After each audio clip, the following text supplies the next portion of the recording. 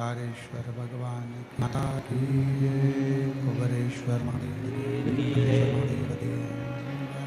हर हर महादेव, हर हर महादेव, हर हर महादेव। भगवान शिव जिनकी पुनित पावन पवित्र शिव महापुराण की कथा भगवान देवाधिदेव महादेव की कृपा से, करुणा से, उनकी उदारता से आप और हम सभी को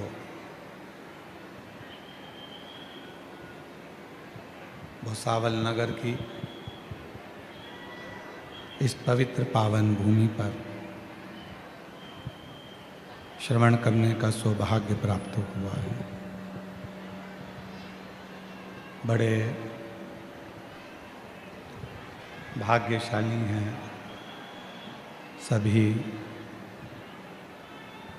शिव भक्त जो इस पवित्र पावन शिव महापुराण की कथा को श्रवण करने के लिए विराजमान है। भगवान शिव की ये पवित्र पावन अविरल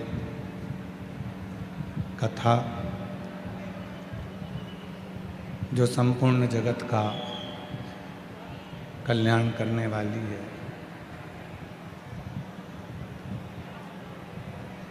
संपूर्ण विश्व का कल्याण करने वाली है, ऐसी पवित्र पावन शिव महापुराण कथा का लाभ लेने का सौभाग्य आप और हम सभी को प्राप्त हुआ है। शिव की कृपा से माँ ताप्ती के पावन तट पर आप और हम सब ये पवित्र पावन शिव महापुराण की कथा को श्रवण करने बैठे हैं।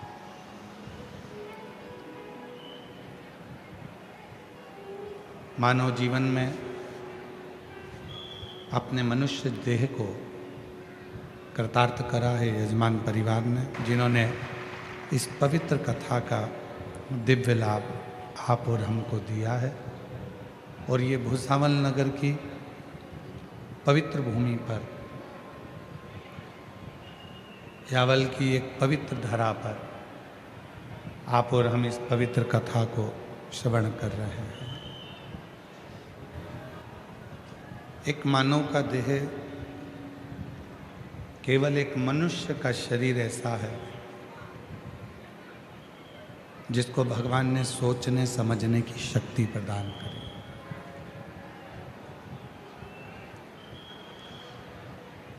केवल एक मानव देह, मनुष्य का शरीर केवल एक ऐसा है जिसमें सोचने समझने की शक्ति है,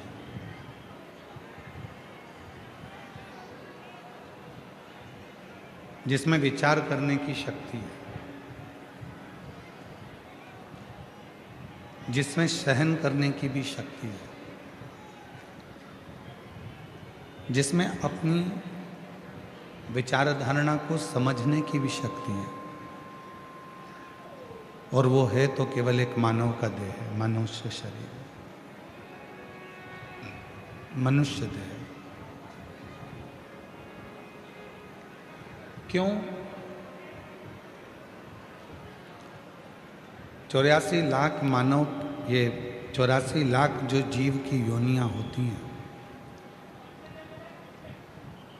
83,99,999 योनियां पशु पक्षी की हो जाती है, जीव जंतु की हो जाती है।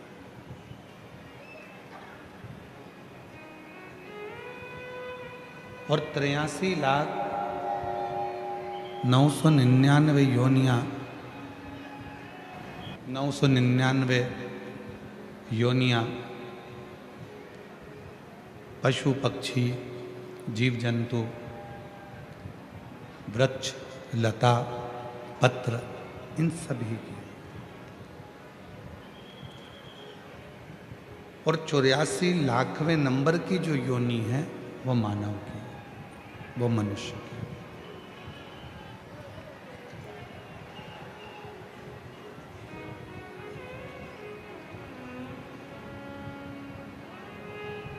चौरासी लाखवें नंबर की जो योनि है वो मानव देह की, वो मनुष्य की। अब 83,99,999 योनियां पशु पक्षी जानवर जीव पतंगे वृक्ष लता ये सारी योनियां जब कट जाती हैं निकल जाती हैं तब ये 84 लाखवें नंबर की योनि आती है मानव की देह मनुष्य का शरीर। तो क्यों भगवान शिव ने भगवान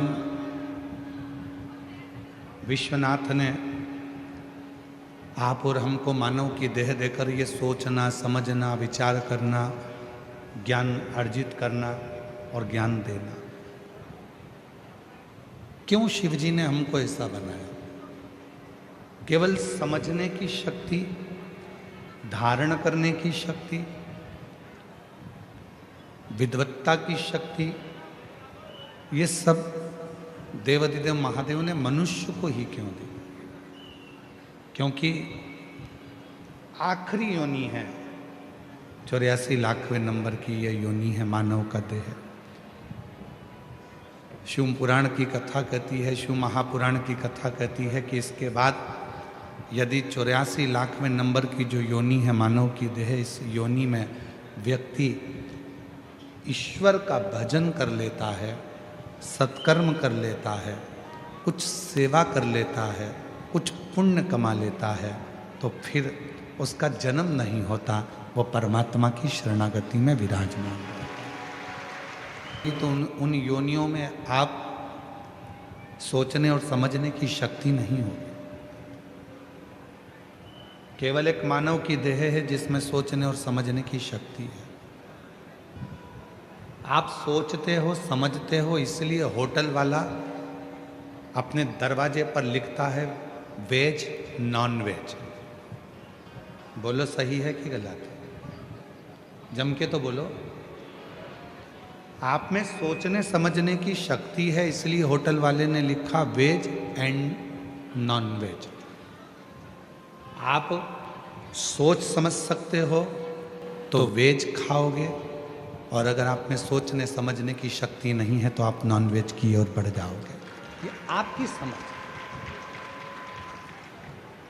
होटल वाले को मालूम है कि संसार में दोनों तरह के लोग हैं, वेज वाला भी है और नॉन वेज वाला, इसलिए उसने होटल पर लिख दिया वेज एंड नॉन वेज दोनों।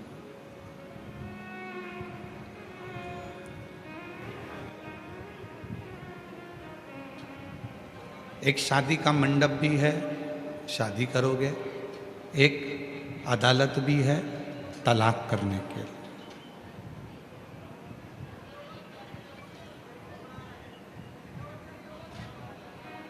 कोई व्यक्ति ने एक प्रश्न किया कि गुरुजी ये तलाक ये अदालत अभी अभी तलाक के केस चालू हुए कुछ सालों से, क्या पहले तलाक नहीं होता था? तो हम उनसे कहते हैं कि पहले तलाक की ज़रूरत ही नहीं पड़ती थी। पति पत्नी का आपस में इतना साझा हुआ करता था कि वो एक दूसरे के लिए मरने को तैयार हो जाते थे पर अलग होने को तैयार नहीं होते।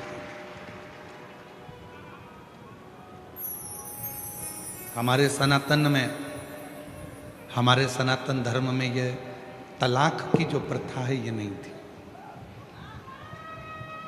ये दूसरे धर्म की है। 3 बार बोल दिया अलग हो गए, ये दूसरे धर्म की। हमारे सनातन धर्म में तो एक बार जो गठजोड़ा बनता है, बंधन बनता है, फिर वो अंतिम समय तक भी, आखिरी श्वास तक भी, अर्थी पर लेटने तक भी वो संबंध बना रहता है और वो आखिरी संबंध तक निभता है। उसको तोड़ा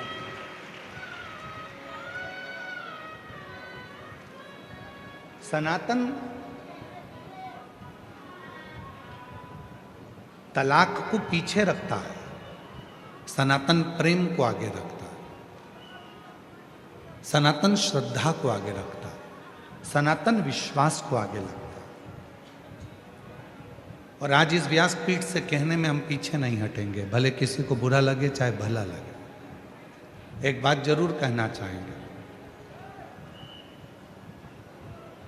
दुनिया के जितने भी व्यक्ति हैं, दुनिया के जितने भी लड़के हैं, आज उनसे एक बात कहना चाहूँगा।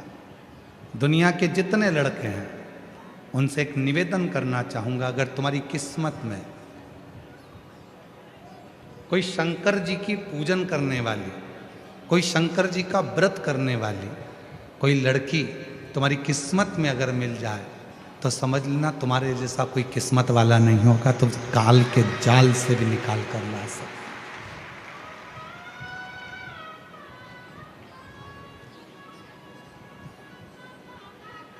परसों के दिन एक पत्र पढ़ा था, यहाँ पर एक भाई बहन आए थे जिसको डॉक्टर ने कह दिया था कि ये प्राण निकल चुके हैं, बॉडी घर ले जाओ।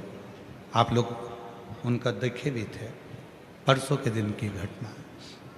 उस भाई ने कितना सुंदर बात कही। उसने कहा, गुरुजी ये मेरी पत्नी शंकर की भक्त है, इसलिए मुझे वो यमराज की कैद से भी वापस लेकर आ गई।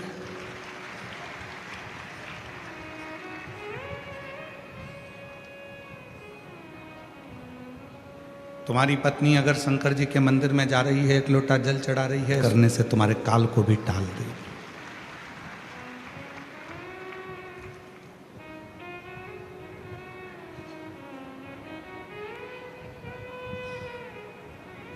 बहुत सारे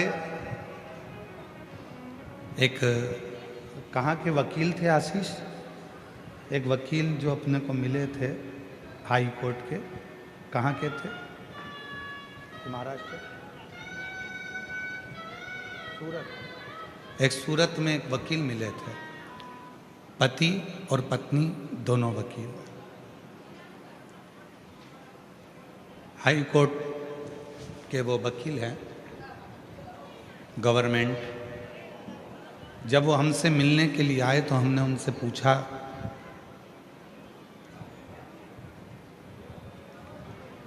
कि आपके पास में इतने सारे तलाक के केस आते हैं, आप गवर्नमेंट के वकील हैं, उसमें कितने लड़कियां ऐसी हैं जो शिव की आराधना करती हैं और उनको तलाक लेना पड़ रहा। वह हाई कोर्ट का वकील सूरत के कहते हैं, मैं पूछता हूं क्योंकि मैं खुद शंकर का भक्त हूं, तो मैं लड़के से भी पूछता हूं क्या तुम शिव की पूजन करते हो?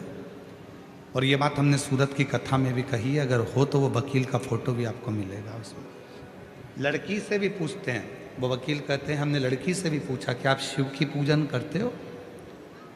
तो कहा, गुरुजी जो लड़की शिव को एक लोटा जल चढ़ाती होगी, जो बेटी जो बेटा शंकर से लगाव रखता होगा, उसका जिंदगी में कभी तलाक नहीं हो सकता, क्योंकि वो शिव से इतना प्रेम करते हैं और शिव प्रेम परोसते हैं।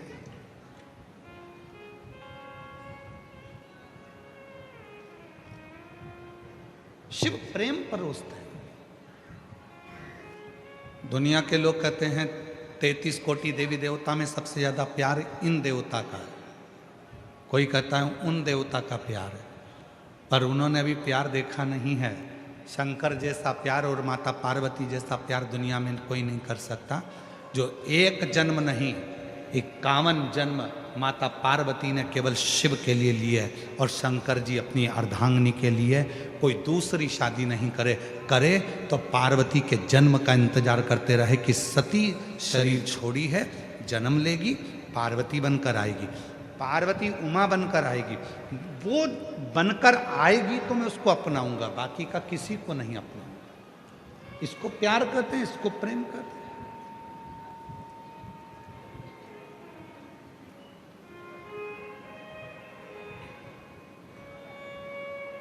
और नहीं तो आज का जमाना है, एक शादी, इतना प्रेम भाव से शादी करी, तलाक हो गया, मालूम पड़ा थोड़े दिन बाद दूसरे से ब्याह हो गया। काय का प्रेम था, काय का स्नेह था। महाराज शिव से जब प्रेम होता, भगवान शंकर से जब आप प्रेम करते हो, स्नेह करते हो, जल चढ़ाते हो, पूजन करते हो, वो प्रेम इतना बढ़ जाता है, इतना बढ़ जाता है कि शरीर संत हो जाता है। फिर कोई भेद नहीं रहता, फिर कोई विवाद नहीं रहता, फिर आपस में कोई क्लेश नहीं रहता, फिर कोई झगड़ा नहीं रहता। और मेरा निवेदन है इस पंडाल में बैठी हुई सब मेरी जीजियों से, मेरे जीजाओं से, मेरी बेटियों से, बेटाओं से, मेरे बुजुर्ग माँ बाप से, अपने बच्चों को शिव जी के मंदिर की सीढ़ियां चढ़ाना प्रारंभ करो। अपने बच्चों को शंकर जी के मंदिर में एक लोटा जल चढ़ाने के लिए भेजना प्रारंभ करो।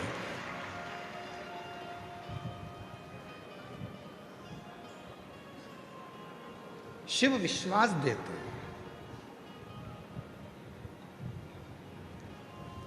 कबीरा बाबा ने बड़ी सुंदर एक बात कही है कि एक बार कबीरदास जी काशी में घूम रहे थे और काशी में भ्रमण करते करते कबीरा बाबा एक जगह पर पहुंच गए। दो माताएं बैठी थी, बीच में चक्की थी। कबीरदास जी देख रहे थे, वो चक्की चला रही थी। एक उधर बैठी, एक इधर बैठी और दोनों मिलके चक्की चला। थोड़ी देर कबीरदास जी वहां रुक गए। बड़े कबीरदास जी ने ध्यान से देखा और देखते देखते कबीरदास जी थोड़ी देर में रोने लगे। अब कबीरदास जी रोते और थोड़ी देर बाद फिर कबीरदास जी हंसने लगते, फिर रोते, फिर हंसते। दोनों महिलाओं ने आपस में बात करा कि कबीरा तो न जाने कहाँ बुद्धि खो बैठा। बताओ, चलती हुई चक्की को देखकर कबीरा कभी रोता है और कबीरा कभी हंसता, और साबुत रहा ना। अब कबीरा रो रहे हैं। गांव के लोग इकट्ठे हो गए, काशी के सारे। उन्होंने पास में कबीरदास जी के खड़े होकर देखा तो कभी रो रहे थे, कभी हंस रहे थे, फिर रो रहे थे, फिर हंस रहे थे।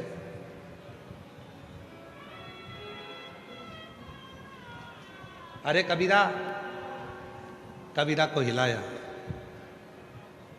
क्या हुआ, क्या चलती चक्की देखी नहीं थी कभी जिंदगी में? कबीरदास जी ने कहा चक्की तो बहुत देखी थी, पर जो आज देखी वैसी कभी नहीं देखी थी। तो कहा आज चक्की में क्या देख लिया? कबीरदास जी बोले चक्की में देखा कि गेहूं के दाने अंदर जाते हैं और वो चक्की चलती है और सबको पीस कर आटा बना देती है। इसीलिए रो रहे हो? हाँ। तो फिर हंस क्यों रहे हो? कबीरदास जी कह रहे हैं हंस इसलिए रहा हूं कि उन दोनों चक्की के बीच में कीला लगा है। दाने चक्की के दोनों पार्टों में जाते हैं तो पिस कर आटा बन जाता है, और दाने जो कीले के पास में चिपक जाते हैं वो पिसते नहीं हैं, वो वैसे की वैसे ही रह जाते हैं, वो कीला। और चलती चक्की देख कर आने रह गए फंस। अब कबीरा कह रहा है कि मैंने पाटे देखे, दो पाटों के बीच में दाने पिस भी रहे हैं और एक कीला लगा है, वो कीले के पास जो दाने आ गए वो पिसते नहीं हैं, वैसे की वैसे रह जाते हैं। उसी तरह कबीरदास जी ने कहा संसार के अंदर जो भी आया है, जिसने जन्म लिया है, वो संसार में, मोह में, माया में, काम में, लोभ में, तृष्णा में, वासना में, आसक्ति में सब दूर पिसाता जाएगा, पिसाता जाएगा। परिवार में, नातों में, रिश्तों में, कुटुंब में, कबीले में पिसाएगा और पिसाकर पूरा चूर चूर हो जाएगा। पर समझदारी उसी में है जो कीले के पास में आ गया। कीला कौन सा? तो कबीरदास जी ने तुरंत कहा वो ईश्वर, वो परमात्मा और मेरे शंकर भगवान की शरणागति में, शिव की शरणागति उस कीले की तरह है। एक शिवलिंग का दर्शन करेंगे तो एक गोल पिंडी के रूप में है, और जो उसके दाने जब कीले के पास आ जाते हैं तो पिसाते नहीं हैं। जो परमात्मा की शरणागति में आ गया फिर वो संसार में कभी पिसाता नहीं है, वो बच जाता है,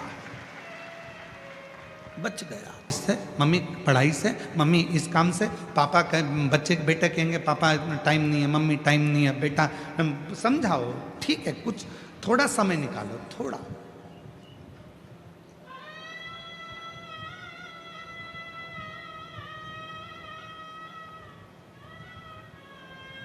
जब व्यक्ति बीमार होता है, एक्सीडेंट होता है, वेंटिलेटर पर पड़ा रहता है, उसके घर में पैसा भी होता है, रिश्तेदार भी होते हैं, खाने के लिए भी होता है, पैसे लगाने वाले अटैची भर के पैसे रखते हैं, डॉक्टर से कहते हैं तुम्हें जितना पैसा लगाना लगाओ पर मेरे व्यक्ति को जिंदा कर दो, मेरे व्यक्ति को अच्छा कर दो। उसको जो लगे, मैं कर्जा कर लूंगी, कर्जा ले दूंगी, मैं अपनी रकम बेच दूंगी, मैं अपनी जायदाद बेच दूंगी, पर इसको अच्छा कर दो डॉक्टर साहब, इसको अच्छा कर दो। मकान गिरवे रख दिया, जमीन गिरवे रख दी, गहने गिरवे रख दिए, बच्चे दिन रात काम करते रहे उस व्यक्ति को ठीक करने के लिए। पर याद रखना, पैसा दवाई खरीद सकता है, पैसा पलंग खरीद सकता है हॉस्पिटल का, पैसा वेंटिलेटर खरीद सकता है, पर पैसा श्वास नहीं खरीद सकता। श्वास बढ़ाने की जवाबदारी तो वो प्राणपति परमात्मा भगवान शिव की ही है। धड़कने, श्वास कितनी देना है, कितनी प्रदान करना है, उसकी जवाबदारी उसकी है। पलंग खरीद लो, अच्छा हॉस्पिटल खरीद लो, अच्छे डॉक्टर खरीद लो, मुंबई से डॉक्टर बुलवा लो, तुम्हारी मर्जी पड़े तो सूरत से बुलवा लो, तुम्हारी मर्जी पड़े दिल्ली से बुलवा लो, विदेश से बुलवा लो, वो सब आएंगे, दवाई देंगे, खर्चा करेंगे, सब कुछ होगा। पर सब कुछ करने के बाद भी डॉक्टर कहेंगे कि उसके हाथ में कुछ है, हम मेहनत तो कर रहे हैं पर रिस्पॉन्स इतना मिल नहीं रहा। हम मेहनत कर रहे हैं, आपने हॉस्पिटल भी अच्छा चुना है, डॉक्टर भी अच्छे चुने, दवाई भी अच्छी चुनी, महंगे से महंगा काम करा, पर रिस्पांस नहीं मिल रहा। क्यों नहीं मिल रहा? क्योंकि उसने पैसा तो कमाया पर कभी पुण्य नहीं कमाया। यदि कभी पुण्य कमाया होता तो हॉस्पिटल में वो पुण्य काम आ जाता। थोड़ा सा आप कलेक्टर बनो, आप एसपी बनो, आप आईजी बनो, डीआईजी बनो, टीआई बनो, तुम्हारी मर्जी पड़े, मंत्री संतरी कलंतरी, जो तुम्हें बनना है सब कुछ बनो, मना नहीं है। पर परमात्मा से निवेदन करना, मुझे सब कुछ बनाना पर उससे पहले तेरे चरणों का दास बनाना, क्योंकि अंत समय में कोई नहीं आएगा, तब तुझे आना पड़ेगा। कौन आएगा? अंत समय में वेंटिलेटर के बाहर डॉक्टर करेंगे आईसीयू में इतनी बजे से इतनी बजे तक मिलना, चलो बाहर जाओ, इतनी बजे आना, कमरे में कोई नहीं जाएगा, सब बाहर हो जाओ, रिश्तेदार बाहर, सब बाहर। याद रखना, उस वेंटिलेटर पर जब तुम्हारी अंतिम सांसें चल रही होगी, कोई पास नहीं आएगा, कोई नहीं। कौन आने वाला? अभी हम यहां से आते हैं ना, इधर से, ये इधर से पुल के पार से, तो पुल चालू होता है, वहीं पर शमशान है, वहीं शमशान।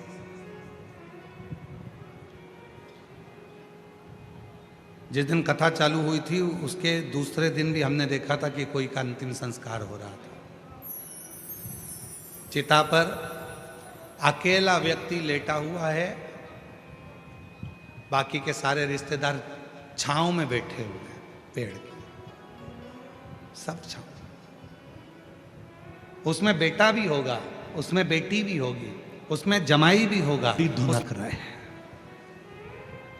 कुछ बेटे बेटे तंबाकू मल रहे थे और मुर्दा जल रहा था, चिता पे लेटा था और वो तंबाकू खा रहे थे, कुछ बैठ के गप्पे लगा रहे थे। मुर्दा, इसमें कोई मामा था, इसमें कोई काका था, इसमें कोई चाचा था, इसमें कोई भाई था, इसमें कोई पापा था, इसमें कोई काका था, इसमें कोई जमाई था, इसमें कोई बेटा था। जितने बैठे थे उसमें सब रिश्तेदार थे, पर अकेला चिता पर जल रहा था। उस समय पर कोई नहीं था, कोई नहीं। जब तन में उठेगी ज्वाला, जब काका नहीं आएगा, मामा नहीं आएगा, फूफा नहीं आएगा, दामाद नहीं आएगा, बेटा नहीं आएगा, छोरा नहीं आएगा, रिश्तेदार नहीं आएंगे, तब याद रखना तुमने जो शिव महापुराण की कथा को पंडाल में भूसावल के सुना है, वो नंदी लेकर देवाधिदेव महादेव तेरी आखिरी श्वास में वो आएगा। किसी के पास टाइम नहीं है। आज के ज़माने में सबके पास समय इतनी कमी हो गई कि मुर्दे को जलाना है तो भी मोटरसाइकिल साथ लेकर जाते हैं, कितनी जल्दी जलेगा, और वहाँ भी इंतजार करते, जल्दी करो जल्दी करो जल्दी करो जल्दी करो।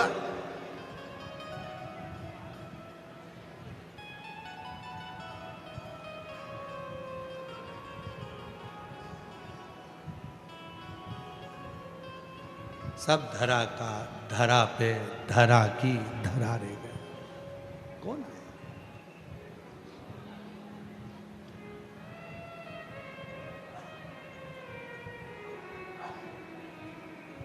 किसका इंतजार? कौन करे? कौन? फिर याद आ गई वही वाली लाइन जो हमने पूर्णा में भी गुनगुनाई थी और पहले भी गुनगुनाई थी। वही आपको आती है ना सबको।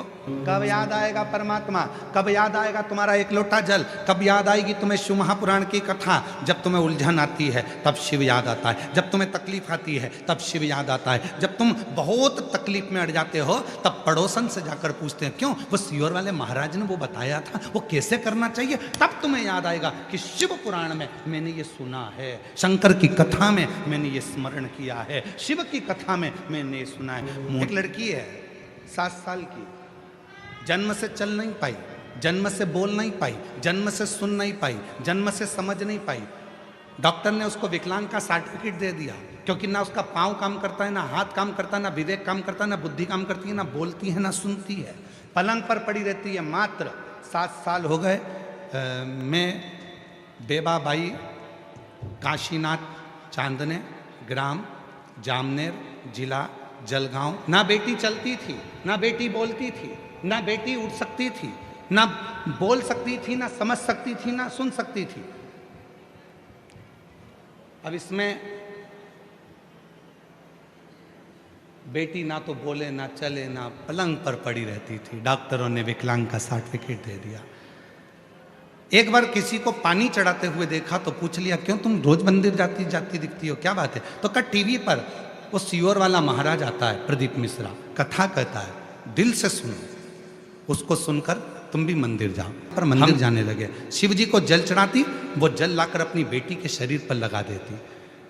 बेटी के शरीर पर लगाते लगाते, क्योंकि आस तो पूरी खत्म हो गई थी, क्योंकि डॉक्टर ने विकलांग का सर्टिफिकेट दे दिया था, आस पूरी खत्म हो गई थी, पर रोज जाती, हिम्मत नहीं छोड़ी, क्योंकि आप कहते हो कि अगर उस बाप पर भरोसा है शिव पर तो वो ठीक कर कर ही रहेगा।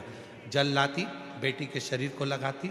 आज मैं बाबा को धन्यवाद देने के लिए आई हूँ। आज मेरी बेटी चलने भी लगी, बोलने भी लगी और बाबा की कृपा से सुनने भी लगी। मैं बाबा को धन्यवाद देने के लिए। अब मेरी बेटी,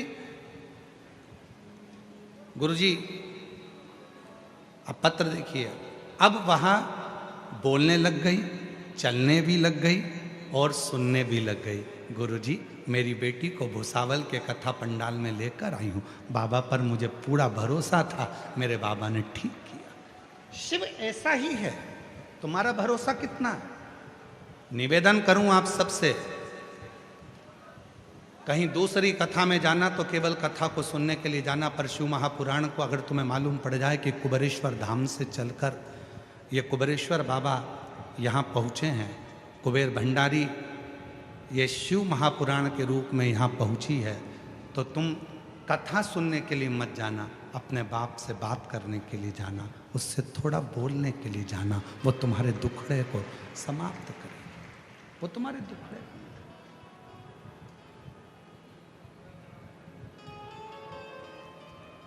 वो तुम्हारे दुखड़े को समाप्त करे। जो पलंग पर से नहीं उठी, जो कभी बोल नहीं सकी, जो कभी चल ना सकी, जिसका शरीर ही काम ना करे, जिसको विकलांग का सर्टिफिकेट दे दिया जाए, वो कैसे चलेगी, कैसे बोलेगी, कैसे सुनेगी? उस परमात्मा पर करो भरोसा, उस पर। एक जोरदार ढोलक आई है, गले में डालो ने बजाओ। तो ढोलक भेजने का कारण क्या है मालूम है आपको? पत्र में लिखा है उसने ढोलक भेजने का कारण भी। मेरा नाम कोमल दीपक कापड़े, मैं फैजपुर जिला जलगांव तहसील यावल की रहने वाली हूँ। मेरी शादी को कई साल निकल गए थे, गर्व नहीं ठहरता था। जितने लोग मिलते थे वो केवल मुझे अपशब्द कहते थे, ताना देते थे, और पूरे मोहल्ले में मेरे लिए गली गलत बात कहते थे। इसे ढोलक पीट पीट के कहते थे कि ये तो बांझ है, इसको औलाद नहीं हो सकती। इसलिए आज व्यासपीठ पे ढोलक चढ़ा रही हूँ, क्योंकि मेरे बाबा ने मेरी गोदी भर दी और मुझे माँ बना दिया, इसलिए ढोलक चढ़ा रही हूँ। लोगों ने ढोल पीटा था कि ये कभी माँ नहीं बन सकती, ढोल पीटा। अब हम भी ढोल पीट रहे हैं, अब तो बन गई।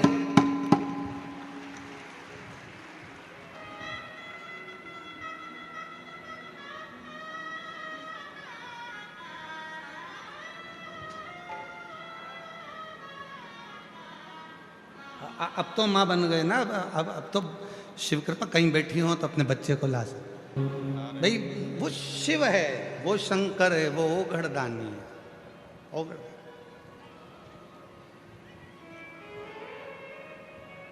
आज किन्नर समाज के भी कुछ लोग आए हुए हैं ना।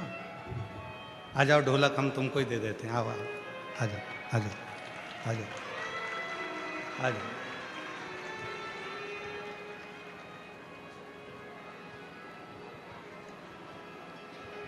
पधारो पधारो। शिव जी के परम भक्त हैं। प्रथम सृष्टि में किन्नरों की सृष्टि का गुणगान शिव महापुराण में मिलता है।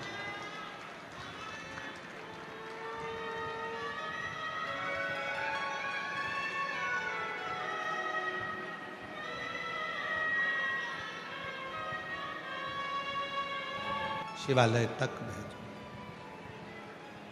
जब घर के बच्चे शिव मंदिर तक जाएंगे, शिवालय तक जाएंगे, शिवालय तक पहुंचेंगे, तो याद रखना वो बच्चे फिर कभी जिंदगी में किसी दूसरे के आगे उनको हाथ फैलाने की जरूरत नहीं पड़ेगी।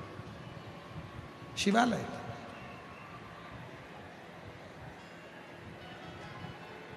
शिव तत्व में उनको रमने दो। शिव तत्व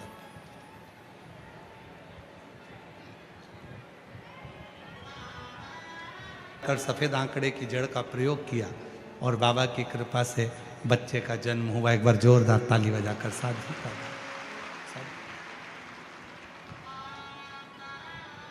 एक विश्वास, एक भरोसा, और जब भरोसा और विश्वास दृढ़ होता है तो शिव को मिलने में देरी नहीं होती। शिव मिलता है।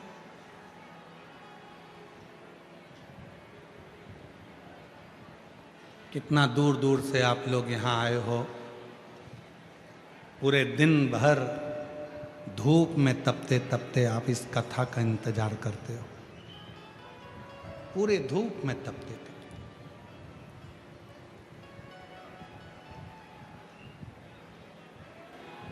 इस मन को परमात्मा तक लगाने का प्रयास करते हो कि कैसे भी शिव हमारे मन की बात को सुने, श्रवण कर, धारण कर।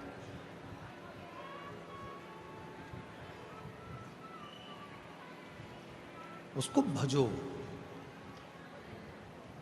कितना सुंदर एक संवाद है संत तुकाराम जी का।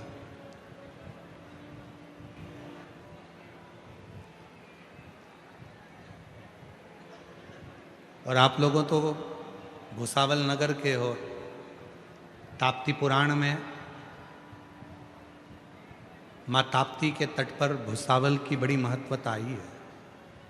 उसमें कपिलेश्वर महादेव का वर्णन बड़ा सुंदर आया। माँ ताप्ती के तट पर कपिलेश्वर महादेव हैं। आप लोग गए दर्शन करने? हाथ तो उठाओ, किस किस ने दर्शन करें सब लोगों ने, रखो। वो कपिल मुनि जो भगवान शंकर के परम उपासक हैं,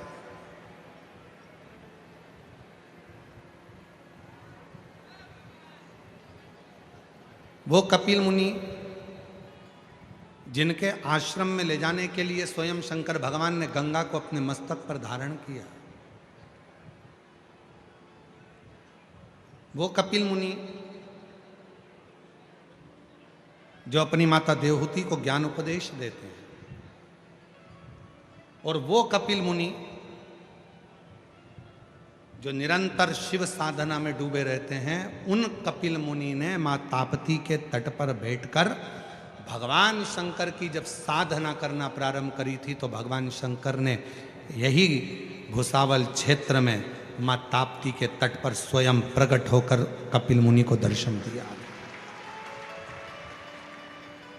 वो कपिलेश्वर महादेव आज भी विराजमान है भुसावल नगर में, भुसावल क्षेत्र में। भुसावल से शायद थोड़ी ही दूरी पर कुछ किलोमीटर पर ही ताप्ती के तट पर ही उनका स्थान है। ताप्ती पुराण में इसका वर्णन है, ताप्ती पुराण में इसका वर्णन आता है, ताप्ती परिक्रमा में भी इसका वर्णन आता है। तो जरा विचार करिए कि भुसावल की भूमि कोई साधारण भूमि नहीं है। यदि भुसावल नगर को देखा जाए तो दुनिया में भुसावल को यदि केवल देखा जाए तो भुसावल के चारों कोने में चले जाओ, चारों दिशा में चले जाओ, भुसावल के चारों कोने में, जैसे भारत भूमि के चार कोने पर चार पीठ बने हुए हैं, चार कोने पर चार देव स्थान बने हुए हैं। इधर रामेश्वर है, उधर बद्रीनाथ है, उधर द्वारका है, उधर जगन्नाथ है। उसी तरह जैसे इधर केदारनाथ हैं, तो ये जैसे चार स्थान अलग अलग भारत की भूमि को सुरक्षित रखते हैं, वैसे भुसावल की भूमि को भी भगवान शंकर के चार ऐसे प्राचीन मंदिर भुसावल के चार कोने में हैं, जहां पर भुसावल को सुरक्षित रखते हैं।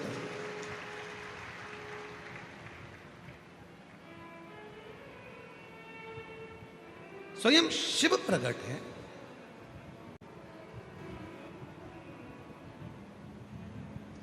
अब उसको साधो, उसको जानो, और जो जान गया वही श्रेष्ठ है। संत तुकाराम जी का बड़ा सुंदर एक प्रसंग आता है, संत तुकाराम जी का बड़ा सुंदर प्रसंग।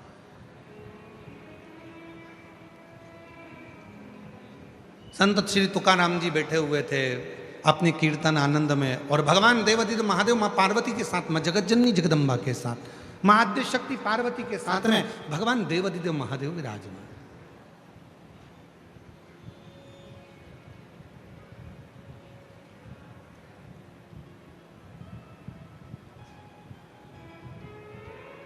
तुकाराम जी अपनी मस्ती में कीर्तन कर रहे थे।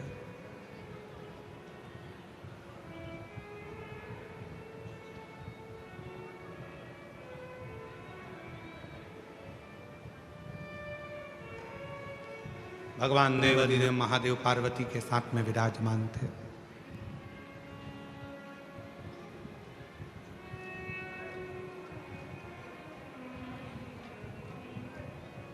पार्वती जी संत तुकाराम जी के कीर्तन को सुनती सुनती इतनी बेसुध हो गई थी कि उनको घर की भी सुध नहीं थी।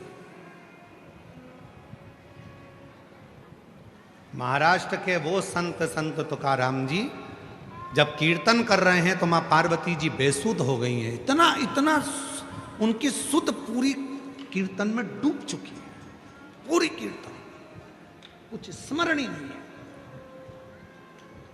बस पढ़ रही है। मन में आता है कभी कभी कि दिन में कथा की जगह यदि यही कथा सुबह सुबह बाज दे तो। ऐसा मन में भाव आ रहा है कि गर्मी बहुत तेज पड़ रही है, पर कई बार ऐसा लगता है बहुत दूर दूर से आप लोग आते हैं तो समय पर पहुंचना नहीं हो पाता। सब भुसावल के हो क्या? क्या आसपास के? हाथ उठाओ जरा, भुसावल वाले हाथ उठाओ, भुसावल वाले रख लो नीचे। अब जो भुसावल के बाहर के हैं वो हाथ उठाओ जरा। आधी कमरिया पे साड़ी, भुसावल की बारी, रख लो नीचे।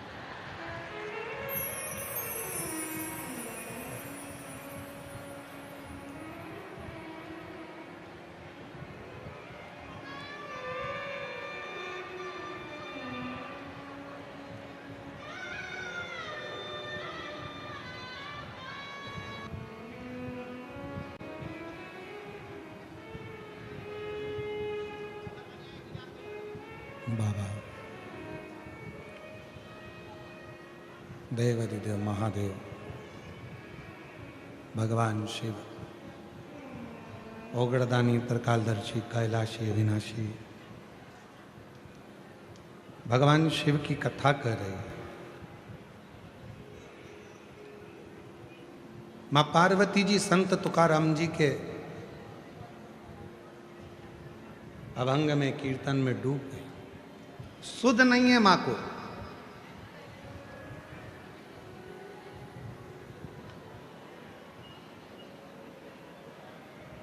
नंदी ने अपने गले में पड़े हुए घंटे का नाद किया तो भी पार्वती जी की सुध नहीं बनी।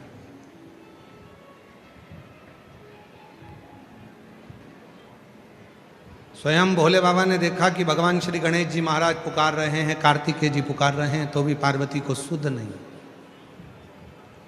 थोड़ा ध्यान देना, भारत की भूमि के संत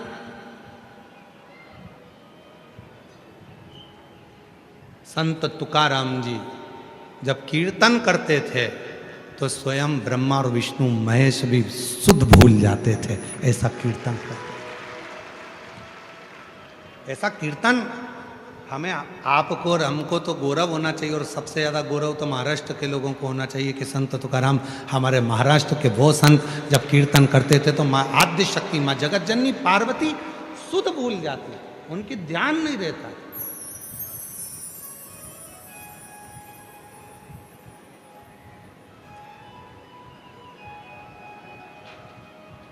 संत तुकाराम जी जब भजन गा रहे हैं, माता का शुद्ध नहीं है, माँ पार्वती जी शुद्ध भूली। भगवान भोलेनाथ जी ने डमरू का नाद किया तब पार्वती जी की शुद्ध गई। उठी, शिव जी के पास पहुंची। आज बाबा भोलेनाथ जी के पास पार्वती तो जाकर बैठी ही थी, इतनी देर में भगवान श्री हरि का आगमन हो गया।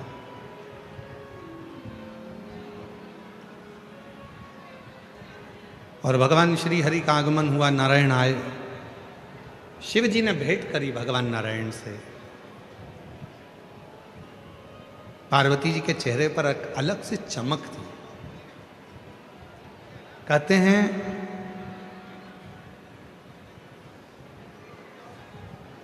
अगर बर्तन में दूध लेना है तो बर्तन को खाली रखना पड़ेगा।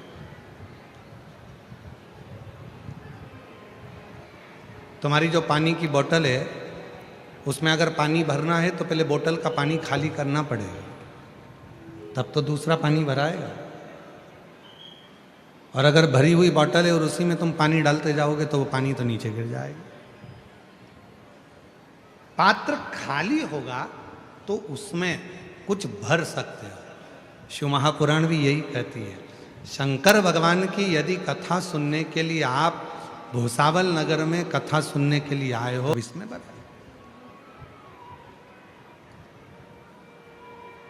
अब हमने इसमें तो पहले से ही इतना सारा ना जाने कौन कौन सा कचरा भर के रखा है।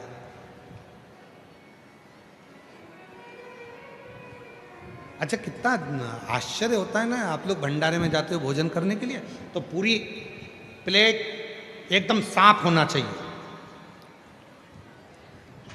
कितने ज्ञानवान हो आप सब लोग, कितने विद्वान हो सभी लोग। भोजन करने गए तो प्लेट साफ चाहिए और भजन करने बैठे तो मन साफ नहीं है।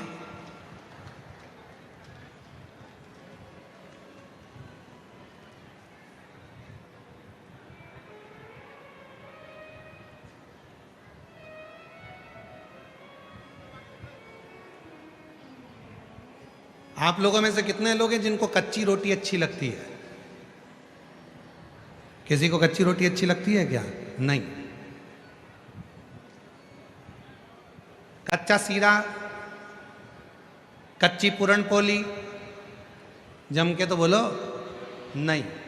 जब तुम्हें कच्ची रोटी पसंद नहीं है, जब तुम्हें कच्चा सीरा पसंद नहीं है, जब तुम्हें कच्ची पूरण पोली पसंद नहीं है, तुम्हें कच्चा बड़ा पाव पसंद नहीं है, तो भगवान को भी कच्चा भगत पसंद नहीं है, उसको पक्का चाहिए, एकदम मजबूत पक्का। ये मेरा है, पका हुआ है। सब त्याग कर व्यर्थ की बातों में रहो, परिवार में, कुटुंब में, नातों में, रिश्तों में, सबके साथ रहो, पर मन उस ईश्वर में लगाकर अपना कार्य पूर्ण करो।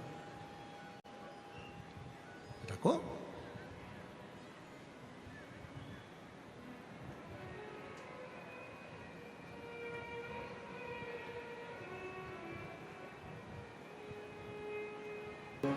भगवान की भक्ति करने के लिए शिव महापुराण की कथा कहती है, पात्र को खाली रखो, मन को साफ रखो। जब मन साफ होगा तो भगवान की अविरल भक्ति अपने आप आपके हृदय में प्रवेश करती चली।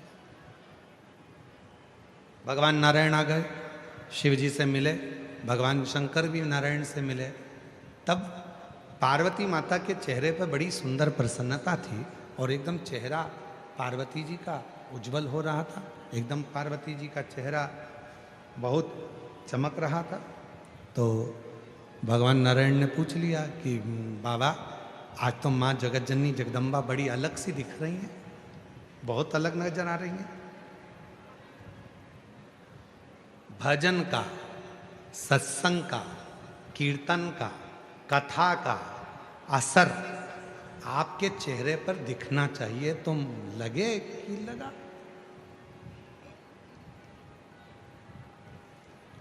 शिव महापुराण की कथा सुनकर जब यहां से जाओ और तुम्हारी बहुएं या तुम्हारे घर के लोग तुम्हें देखकर कहें आज अम्मा कुछ बदली बदली दिख रही है, तो समझो कि कथा का असर हुआ। नहीं तो मालूम पड़े यहां से जाते से चाय बना दे, मम्मी दूध खत्म हो गया, ओ राम, गई थी अब तो फ्रिज में 2 किलो रख के गई थी, कौन तू पी गई? अब बताओ कथा का क्या असर हुआ?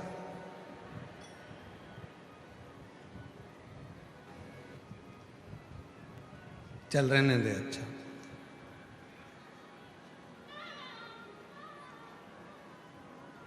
असर भी तो दिखे कथा का। एक रात का समय था, एक पुलिस वाला चौराहे पर ड्यूटी कर रहे थे, 2-4 पुलिस वाले खड़े थे। अब उसी में एक रात को एक व्यक्ति बैग लेकर आया। अब वो बैग लेकर आया तो बैग लेकर जा रहा था, पुलिस वालों को लगा कि चोर है, उनको लगा कि चोर है, उन्होंने रोका, रुक, बैग में क्या है?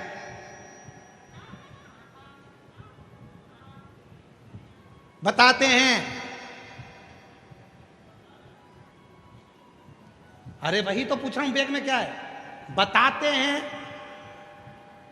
तो पुलिस वाला बोला बताते हैं, बताते कर रहा है, बताना, बताते हैं ना।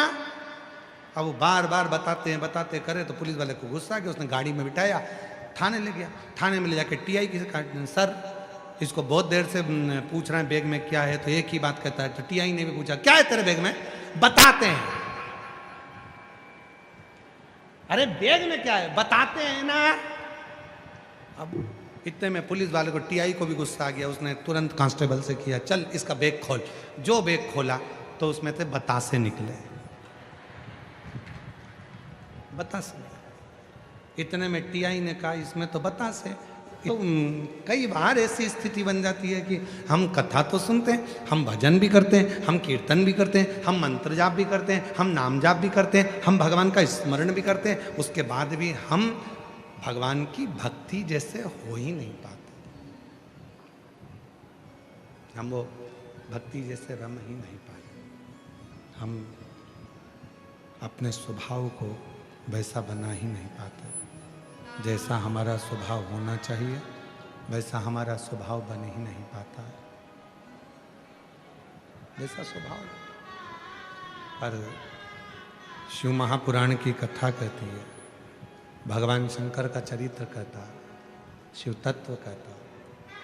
भगवान को पाने के लिए, शिव जी को पाना है तो जटा नहीं बढ़ाना पड़ेगा, शिव जी को पाना है तो भस्म नहीं लगाना पड़ेगा, शिव जी को पाना है तो घर नहीं छोड़ना पड़ेगा, शिव जी को पाना है तो नग्न वेश धारण नहीं करना पड़ेगा, शिव जी को पाना है तो मन को थोड़ा शांत करना पड़ेगा और मन में थोड़ी कोमलता, प्रेम, वात्सल्य, करुणा आपके हृदय में लाना पड़ेगी। शिव प्रसन्न हो जाएगा और आपके हृदय में आकर बैठ जाएगा,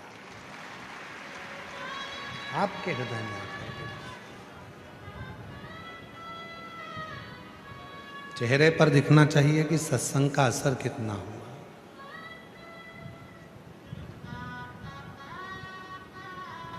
चेहरे पर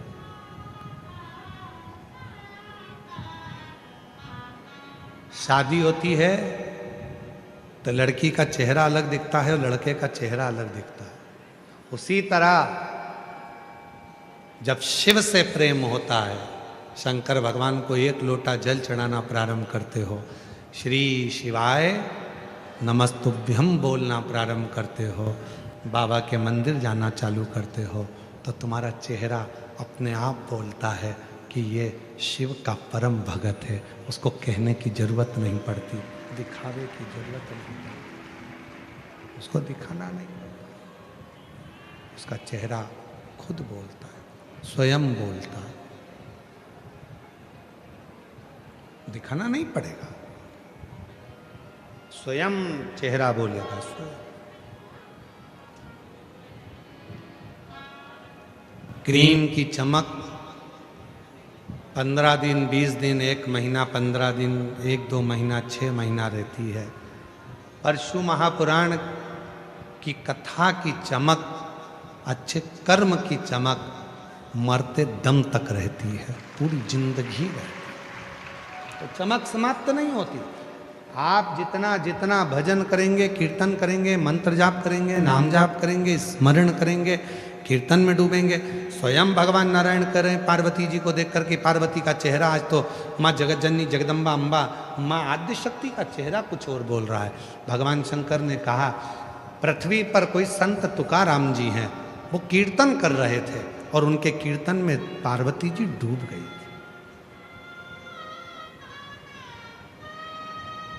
उनके कीर्तन में पार्वती जी डूब गई।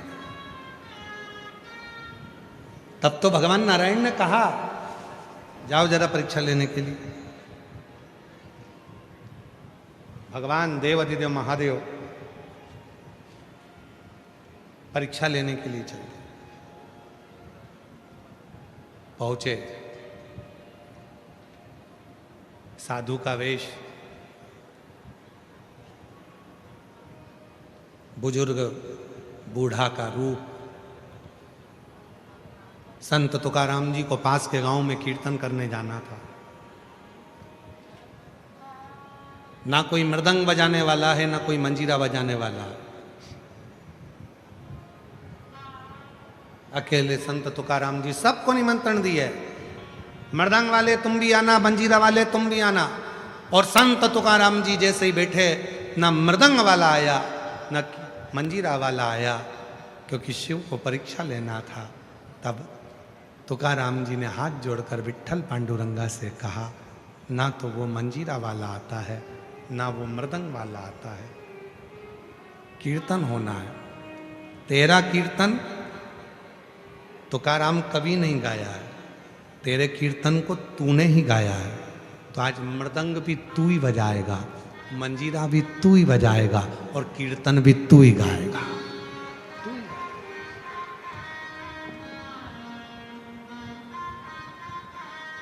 तुझे ही गाना।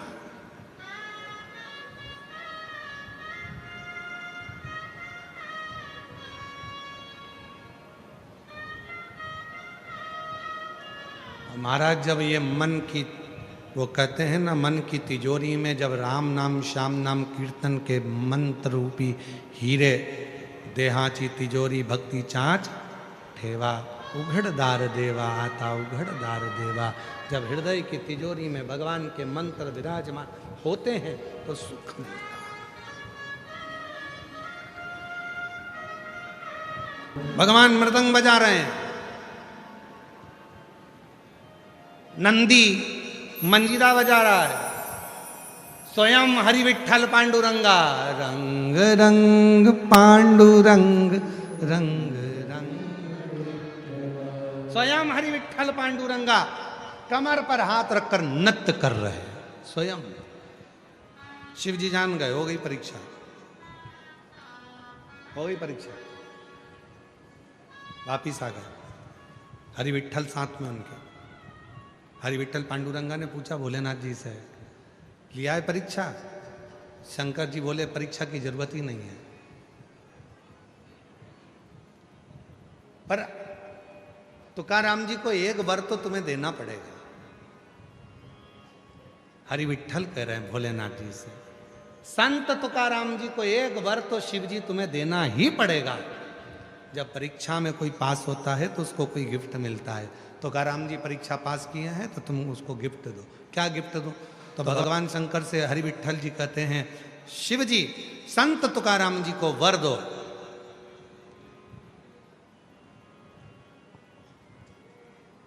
कि संत तुकाराम जी जिन अभंग को गाए, संत तुकाराम जी जो पद गाए, जो कीर्तन गाए, वो बेलपत्र की तरह एकदम हल्के कोमल श्री नारायण हरि पांडुरंगा विठ्ठल के मस्तक पर सजते चले जाए, सजते चले वर दिया। हे तुकाराम, जब तुम कीर्तन गाओगे, अभंग गाओगे,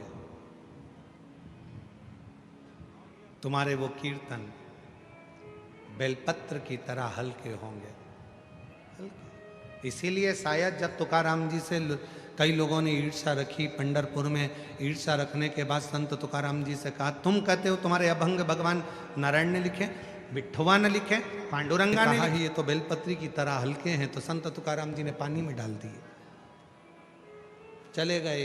एक कक्ष में जाकर तुकाराम जी बैठ गए, बैठकर हरि विठ्ठल विठ्ठल विठ्ठल विठ्ठल जपने लगे। सारे नगर वालों को लगा कि सारे के सारे अभंग पानी में गल गए होंगे, सारे के सारे कीर्तन पानी में गल गए होंगे। और मालूम पड़ा 8 दिन निकल गए और 8 दिन बाद वही कीर्तन, वही अभंग पानी में से सूखे तैरते हुए बाहर आते हैं और संत तुकाराम जी के पास पहुंच जाते हैं, क्योंकि वो बेलपत्र की तरह सूखे थे। याद रखना, शिव, आपको कल भी कथा में कहा था, परसों भी कथा में कहा था, भगवान शंकर सबसे पहले यदि आपको देते हैं तो सहनशीलता देते हैं।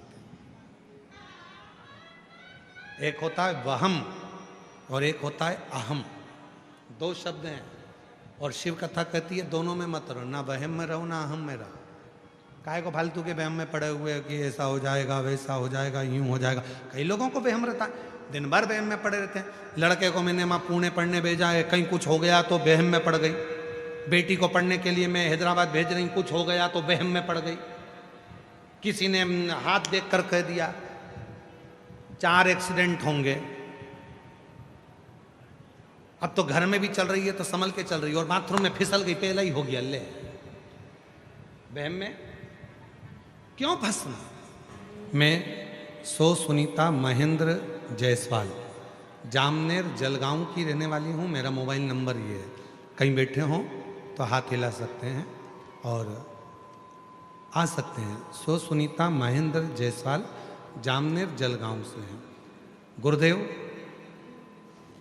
शिव महापुराण, पार्थिव शिवलिंग, प्रदोष व्रत और बाबा के रुद्राक्ष का वर्णन करना चाहती हूँ।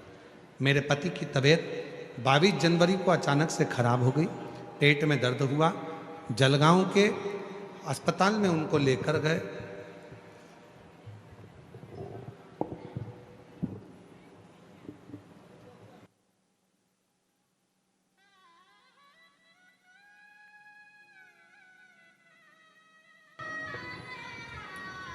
उनको जलगांव के अस्पताल में लेकर गए और जलगांव के अस्पताल में जब दिखाया तो उनका किडनी काम करना बंद कर दिया था।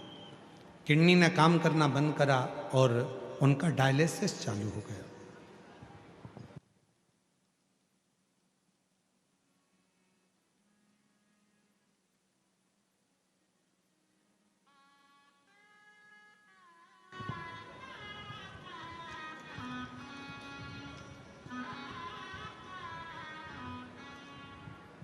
उनको हॉस्पिटल में भर्ती करा, डायलिसिस चालू हो गया। एक बेलपत्री, एक दुर्वा और एक चावल के दाने का प्रयोग बताया था। 15 दिन तक जब डायलिसिस चलता रहा तो मैंने वही दुर्वा, बेलपत्री और चावल के दाने का प्रयोग करा। मैंने सोचा मैं भी तो कर देखूं, और जो प्रयोग करना प्रारंभ करा, किडनी ने थोड़ा थोड़ा काम करना चालू करा और बाबा की ऐसी कृपा हुई, आज मेरे पति का एक भी डायलिसिस नहीं होता और बाबा की कृपा से वो पूर्ण तरह से ठीक हो गए। अगला पत्र है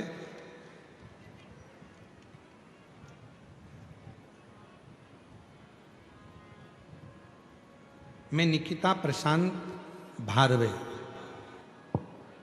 मेरा मोबाइल नंबर ये है। मैं जूना सतारा बेणी माता नगर भुसावल की रहने वाली हूँ। एक लोटे जल का क्या गुणगान करूं गुरुदेव। एक लोटा जल मतलब सारी समस्या का हल। मेरे पति की कोरोना काल में नौकरी छूट गई थी। नौकरी छूटने के बाद हम लोग कर्जे में डूब गए। हम दोनों रोज शिव जी के मंदिर जाना चालू कर दिए। मंदिर में झाड़ू लगाते, पोछा लगाते। लोग अपशब्द कहते, लोग कहते कर्जे में इतना डूब गया, दुनिया का पैसा खाकर बैठ गया, अब क्या शिव जी तेरा कर्जा चुकाएंगे। फिर भी हम लोग कुछ नहीं बोलते। हम लोग आपके मुख से सुने थे कि कथा के पंडाल में बैठकर जो मांगो वो मिलता है। हम 2023 में अक्टूबर के महीने में नागपुर में आपकी 5 दिन की कथा हुई, और नागपुर में 5 दिन की कथा हुई थी। वो कथा में मेरे पति ने और मेरे 2 साल के बच्चे ने पूरे 5 दिन की कथा सुनी। हमने बड़नगरी, फाटा, जलगांव, 40 गांव में जो कथा हुई वो भी श्रवण करी। बाबा की मिट्टी शरीर पर लगाते, थोड़ी सी मिट्टी उठाकर घर पर लाते, उसको पटक देते कथा की मिट्टी। आज बाबा की ऐसी कृपा हो गई गुरुदेव, मेरे पति का खुद का ऑनलाइन का काम चालू हो गया। और मैंने कभी जिंदगी में नहीं सोचा था कि मेरी सरकारी नौकरी बाबा लगा देगा। आज मेरी महिला बाल विकास विभाग में बाबा की कृपा से नौकरी भी लग गई, मेरे पति का भी काम चालू हो गया, सारा कर्जा चुक गया। बाबा की कृपा से मकान, गाड़ी, बंगला सब बाबा ने कर दिया। ये शिव की कृपा है, हम कर्जे से मुक्त हो गए। एक लाइन लिखी है, अच्छी है। देवता देते हैं पल्ला झाड़ कर और महादेव देते हैं छप्पर फाड़ कर। शिव देता है तो छप्पर फाड़ कर देता। जिस भाव से आए, जो विचार लेकर आए, जो सोच कर आए, दिल से अगर बाबा से कहते हो, दिल से अगर बाबा से प्रार्थना करते हो, दिल से अगर निवेदन करते हो, दिल से बाबा को अपने मन का भाव करते हो, तो बाबा उसको स्वीकार जरूर करता है। बाबा उसको स्वीकार जरूर करेगा। आप हृदय से, दिल से बाबा को अपने मन का जब भाव कहो, श्री शिवाय नमस्तुभ्यम जब कहते हो, बाबा से अपने मन का भाव कहते हो, तो बाबा उसे सुनता है, स्वीकार करता है। विश्वास करो। अभी आपको कथा के मध्य में कहा था, आप लोगों को वर्णन किया था कि जब पलंग पर पड़े होगे, पलंग पर जब होगे तो कोई धन सब बाहर रह जाएगा, रिश्तेदार सब बाहर रह जाएंगे। तुम्हारा किया गया भजन, तुम्हारा किया गया मंत्र जाप, तुम्हारा किया गया नाम जाप, बस वही जाएगा। वो पुण्य सारी समस्या का हल बोल बम का नारा है, तुम्हारा पुण्य। तुमने जो शिव जी को एक लोटा जल चढ़ाया है, तुमने जो श्री शिवाय नमस्तुभ्यम कहा है, तुमने जो हरि विठ्ठल पांडुरंगा का गुणगान किया है, वो तुम्हारे साथ, वो तुम्हारे साथ और कुछ नहीं।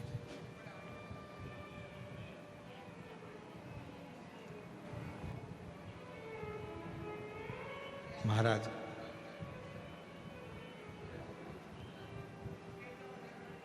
शिव कथा कह रही है, भगवान शंकर का पवित्र चरित्र कह रहा। क्यों वहम में जीते हो?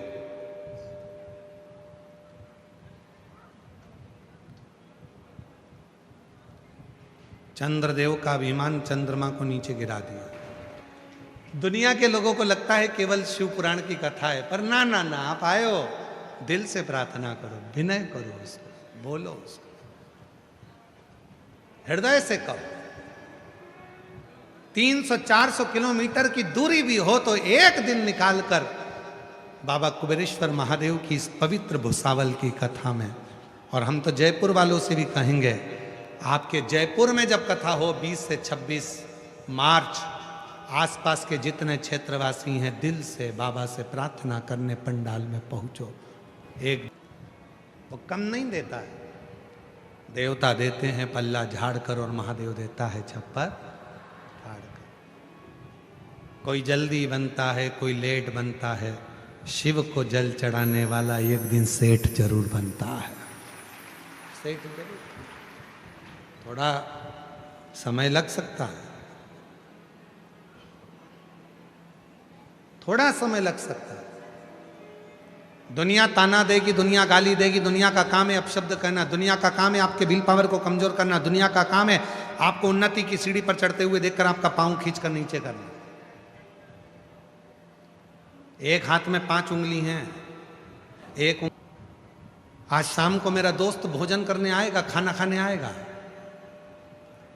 पत्नी ने कहा अच्छा, हाँ, ये जो घड़ी रखी है ना इसको छुपा दे, वो जूते रखे हैं ना उसको छुपा दे, वो गुलदस्ता रखा है उसको छुपा दे,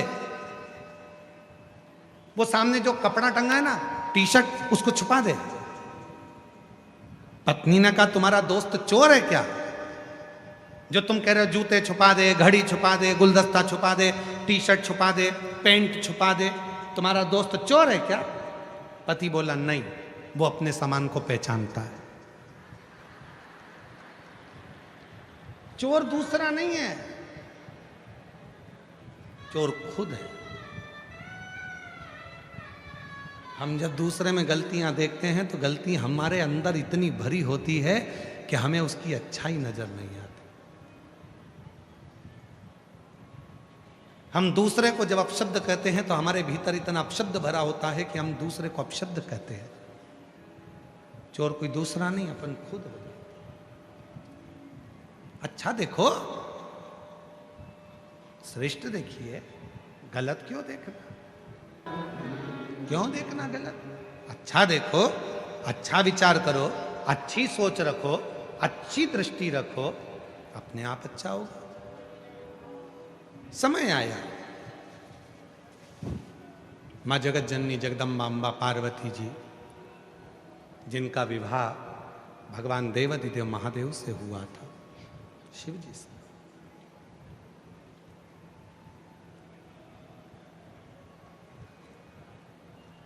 कैलाश लेकर चले गए भगवान शंकर। पार्वती जी कैलाश पर पहुंची, उनका मन नहीं लग रहा था। शिव जी ने पूछा पार्वती तेरा चित्त नहीं लगता कैलाश पर? नहीं। क्यों नहीं लगता? कहा मैं हिमालय राज की बेटी हूं, मैं हिमालय राज की बेटी हूं, और ये कैलाश पर्वत भी हिमालय है। कितनी तमन्ना होती है किसी लड़की की कि वो अपने ससुराल जाएगी, मैं तो मायके की मायके में ही हूं। हिमालय राज की बेटी कैलाश पे आके बैठ गई, मतलब कैलाश भी हिमालय में तो है, तो ये तो मेरा ही मायका हुआ। फिर तो तुम मेरे पिताजी के घर जमाई हुए। शिव जी बोले कैसी बात करती है पार्वती तू?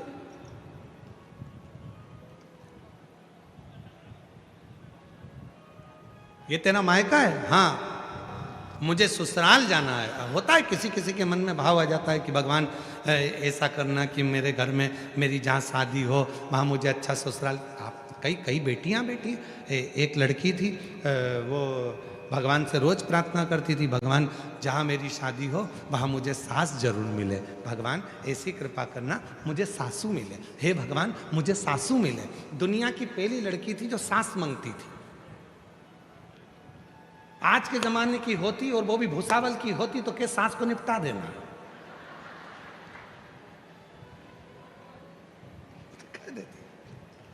भगवान ऐसे घर में शादी करना जहां सासू ना हो।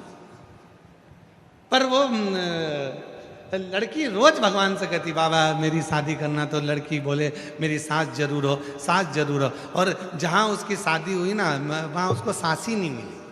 इतनी रोई, घर जाके इतनी रोई, मेरी तो सास नहीं है, मेरी तो सास नहीं है। बड़ी दुखी हो गई, दुखी हो गई। तो एक दिन उसके मन में आया कुछ भी हो मैं सास भले मेरी नहीं है परंतु मैं एक नई सास ले आऊंगी। और जितना घर में लोहे का सामान था, तगाड़ी, फावड़ा, गेती, कुर्सी लोहे की सारी ले गई लोहार की दुकान पे, सबको गलवा के लोहे की सास बनवा लाई। उसको साड़ी पहना के सिर पे पल्लू वल्लू डाल के और उसको बिठा दिया कुर्सी पे। सास से पूछती माँ सब्जी काई की बनाऊं? सास से पूछती माँ रोटी काई की बनाऊं? माँ चाय बोली वो तो मैं सब गलवा के सास बनवा लाई। पति को आया गुस्सा, मूर्ख, पागल, अकल नहीं है तेरे में? तेरे बाप ने ये सिखाया है? अरे मेरी माँ मर गई थी तो दूसरी बनाने की जरूरत क्या थी? उठाई लोहे की सास को और बाहर फेंक दिया पति ने, और इसको भी धक्के मारकर निकाल दिया, निकल यहां से।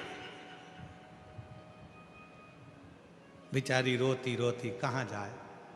सास को उठाया गोदी में, चढ़ गई पेड़ के ऊपर। सोचा कल पति का गुस्सा कम हो जाएगा जब सास को लेकर वापस घर में चली जाऊंगी, रात को कहां जाऊं। ऊपर चढ़ गई, ऊपर चढ़ी सास को लेके। रात को आ गए चोर। जिस पेड़ के ऊपर वो चढ़ के बैठी थी उसी पेड़ के नीचे चोर बैठ गए। चोरों ने अपना चोरी का सामान वहीं पर नीचे खोला, हिस्सा कर रहे थे, बांट रहे थे, और बांट रहे थे नीचे बैठ के। इसको आ रही थी ऊपर नींद, और नींद के झोंके में जो गोदी में रखी थी सास वो गिर गई नीचे। जैसे ही सास नीचे गिरी इतने में तो चोर भागे, पुलिस वाले आए, भागो जल्दी से। सारे के सारे चोर भगकर चले गए और इसकी नींद खुल गई। मेरी सास नीचे गिर गई, मेरी सास नीचे गिर गई। जो नीचे देखा सास के पास गई तो सोना ही सोना पड़ा था। खुश हो गई, बताओ मेरी सास ने मुझे इतना सोना दिया।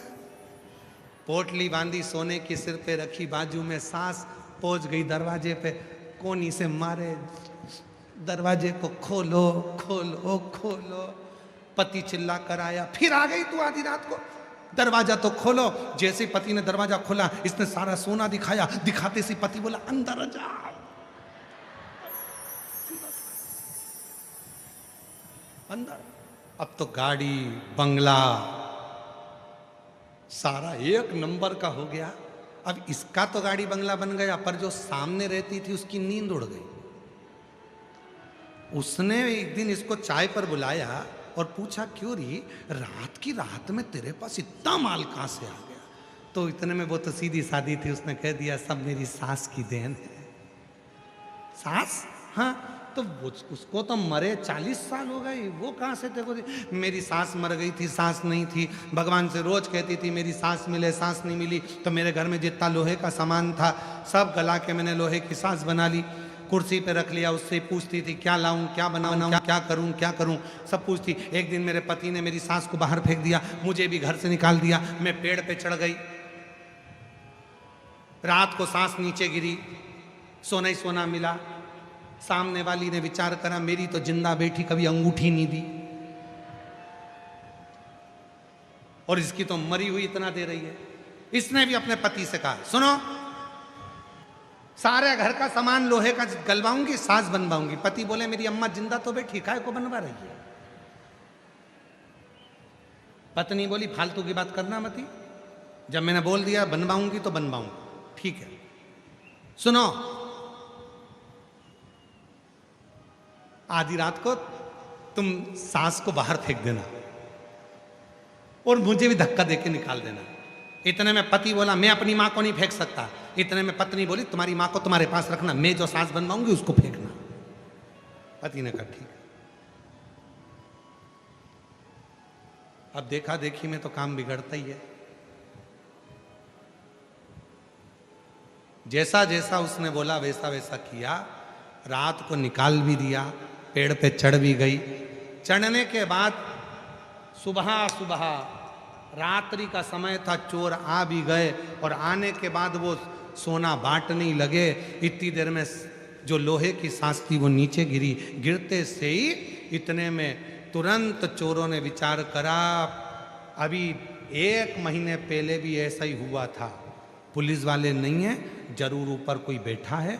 जो देखा तो एक बेटी थी, उसको नीचे उतारा, खूब मारा डपट के, मुंडा लाल, हाथ पैर लाल, और जितने कान में पहनी थी वो भी ले गए, गले में पहनी थी वो भी ले गए।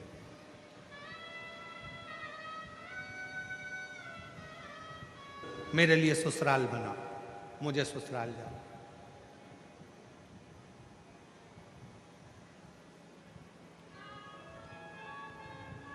मेरे लिए ससुराल बना। शिवजी ने मन में सोचा अब जिद पर अड़ी हुई है तो ससुराल तो बनाना पड़ेगा। शंकर भगवान ने पार्वती को बिठाया नंदी पर और मेरे ओघड़दानी लेकर चल दिया। पार्वती तुझे जो भूमि समझ में आए उसको तू अपना ससुराल बना ले। और पार्वती जी को नंदी पर लेकर भगवान भोलेनाथ जी चल दिए। चले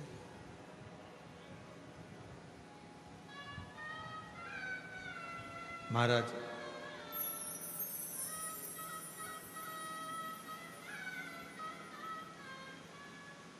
बाबा देवती देव महादेव, भगवान शिव ओघड़दानी, त्रिकालदर्शी, कैलाशी, विनाशी, भगवान शिव की पवित्र कथा कर रही है।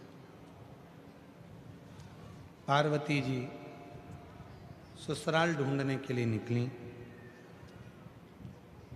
भगवान देवाधिदेव महादेव के साथ में।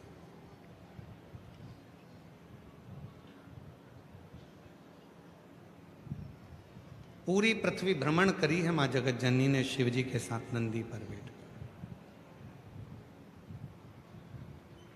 तब मां आद्य शक्ति मां जगत जननी को काशी शिव जी की वो पवित्र धारा ससुराल के लिए पसंद आई। आज से मेरा ससुराल मेरी काशी है, यहीं रहूंगी मैं और जगत का भरण पोषण करूंगी।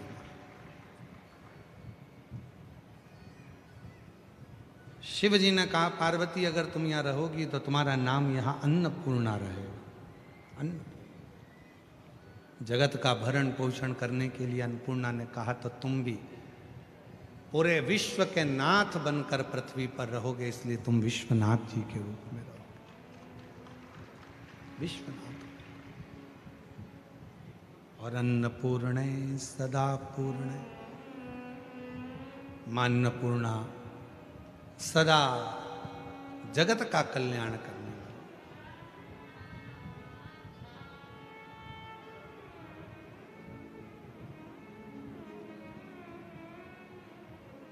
शंकर प्राण वल्लभे, शिव जी के प्राणों को आनंद करने वाली मां अन्नपूर्णा निवास करती। शिव कथा कर रहे, ससुराल पहुंच गए भगवान शंकर और मां पार्वती, और वहीं निवास किया के लिए गई है और तन के उपटन से एक पुतले का निर्माण किया। तन स्वयं चंद्रमौलेश्वर महादेव, स्वयं चंद्र घंटा माता,